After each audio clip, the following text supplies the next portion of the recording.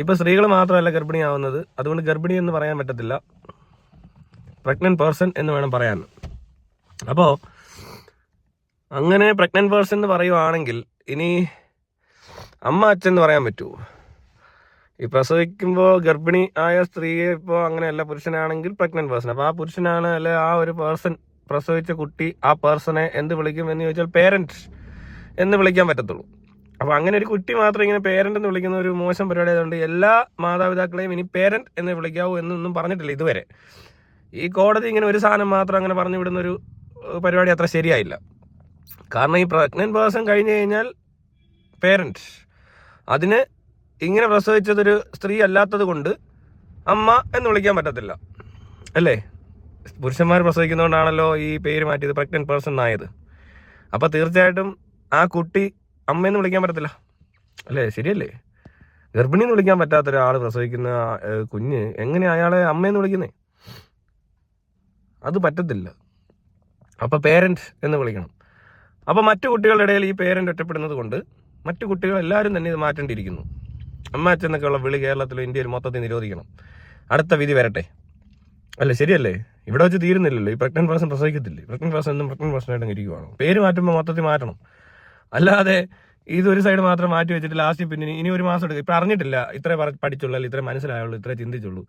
അതുകൊണ്ടായിരിക്കും ഞാനിങ്ങനെ കഴിഞ്ഞ ദിവസം ആലോചിക്കുകയാണ്, ഈ കേസ് കേട്ടപ്പോൾ തൊട്ട് ഇനി ഇപ്പം അമ്മയാവുകയാണോ അച്ഛനാവുകയാണോ, അത് ഇനി വേറെ എന്തെങ്കിലും പ്രഗ്നന്റ് പേഴ്സൺ എന്ന് പറഞ്ഞ പോലെ പേരന്റ് പേഴ്സൺ ആവുകയാണോ? അല്ലേ? ശരിയല്ലേ? സ്ത്രീ പ്രസവിച്ച കുഞ്ഞിനെ ആണല്ലോ അമ്മയെന്ന് വിളിക്കുന്നത്. അല്ല, അമ്മയെന്നാ കുഞ്ഞു വിളിക്കുന്നത് സ്ത്രീ ആയതുകൊണ്ട് പ്രസവിച്ചുകൊണ്ടൊക്കെ ആണെന്നാണ് പറയുന്നതെങ്കിൽ ഇതാണ് പേരുമാറ്റത്തിൻ്റെ ഒരു കുഴപ്പം. ഇതാര് പ്രസവിച്ചാലും ഒരു വഴവില്ല. ഇതിനെ കൂടുതൽ അങ്ങോട്ട് കിടന്ന് വർത്താനം പറയുമ്പോൾ ഉള്ള ചോദ്യങ്ങളാണ് ഇതൊക്കെ കേട്ടോ. അല്ലാതെ വേറൊന്നും വിചാരിക്കരുതാരും. പ്രഗ്നന്റ് പേഴ്സൺ എന്തുവാ എനിക്കറിയത്തില്ല. ഇവിടെ കുറേ എണ്ണം ഇങ്ങനത്തെ വാക്കുകളൊക്കെ വെച്ചിട്ട് അതിൻ്റെ അർത്ഥം മാറ്റിയിട്ട് വേറെന്തോ ആക്കാൻ ശ്രമിക്കുന്ന ആൾക്കാരൊക്കെ ഉണ്ട്. വല്ലാത്തൊരു ഒരു പ്രത്യേകതര മാനസികാവസ്ഥ അത്. ഇതിപ്പോൾ ആര് പ്രസവിച്ചാലും എന്ത് ചെയ്താലും കൊച്ചിനെ മര്യാദയ്ക്ക് വളർത്തിയിട്ടില്ലെങ്കിൽ ഒരു കാര്യമില്ല. നല്ല രീതിയിൽ കുട്ടികളെ വളർത്താൻ പഠിപ്പിക്കുന്നതിന് പകരം പ്രഗ്നന്റ് പേഴ്സൺ, ഗർഭിണി, മറ്റേത് മറിച്ചത് അല്ലേ? അതൊന്നും അതേപോലെ കണ്ണിപ്പൊടിയിടുന്ന പരിപാടി ഇതൊക്കെ. ഇത്തിരി വാക്കുകളിലൊക്കെ എന്തൊക്കെയോ കണ്ടെത്തിയിട്ട് വലിയൊരു സംഭവം മാറ്റുക വലിയ കാര്യമായി പോയി എന്ന് പറയാൻ തോന്നുന്നു. അപ്പോൾ ഇതുകൂടെ ഒന്ന് ശ്രദ്ധിക്കേണ്ടതായിരുന്നു. അതിനോടൊപ്പം അതിൻ്റെ സൈഡിൽ ഇങ്ങനെ കുറേ കാര്യങ്ങൾ നടക്കുന്നുണ്ടല്ലോ അല്ലേ?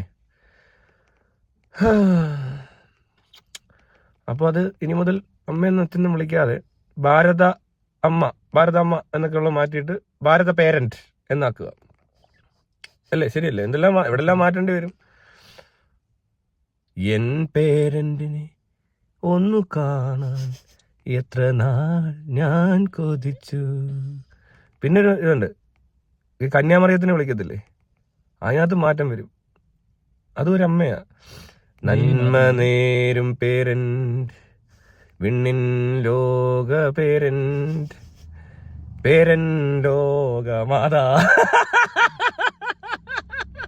പിന്നെ അമൃതാനന്ദ പേരന്റ്, അമൃതാനന്ദ പേരന്റ് കൊള്ളാം അല്ലേ?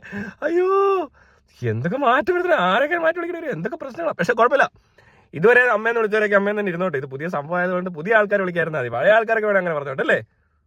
ഓരോ വാക്ക് വരുത്തുന്ന ഓരോ പ്രശ്നങ്ങളെ കോംപ്ലിക്കേഷനാ കേട്ടോ. ഒരുപാട് ചർച്ച ചെയ്യേണ്ടിയിരിക്കുന്നു. കോടതിയിലൊന്നും നിൽക്കത്തില്ല ഈ കേസ്. ഇത് സുപ്രീം കോടതിയിൽ നിന്ന് ഓർഡർ വരേണ്ടി വരും. ഇത് ഏത് കോർട്ടാണ് ഇങ്ങനത്തെ വിധിയൊക്കെ പ്രഖ്യാപിക്കുന്നത്? പേരന്റ് പോലും അല്ല, പ്രഗ്നന്റ് പേഴ്സൺ കഴിയുമ്പോൾ അത് പേരന്റായി മാറും. പി ആണ് P, pregnant person P, parent P, partner P. അങ്ങനെ നിൽക്കും. ഇനി അമ്മ, അച്ഛൻ, ഭാര്യ, ഭർത്താവ്, ഈ സംഭവങ്ങൾ മാറി.